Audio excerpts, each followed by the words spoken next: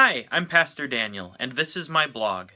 At Jesus' invitation, plug in and recharge. When Jesus talks about money, it's often disturbing. Take the story of the rich young man in Mark's Gospel. He's a faithful man who has obviously done well for himself. He has always followed the law of Moses, and his riches proclaim God's favor and blessing. His legacy is secure.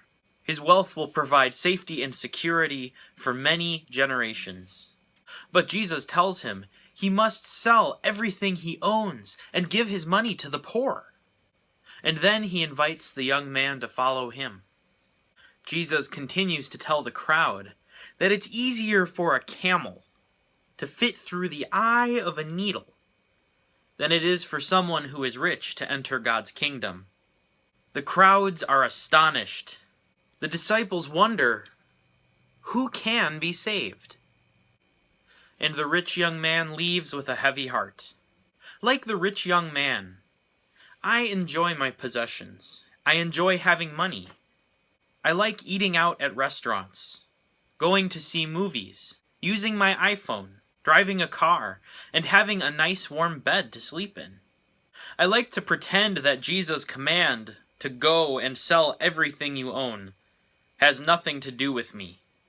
And yet I go to a website like globalrichlist.com and I enter my yearly salary and discover that I am richer than 99% of the people in the world.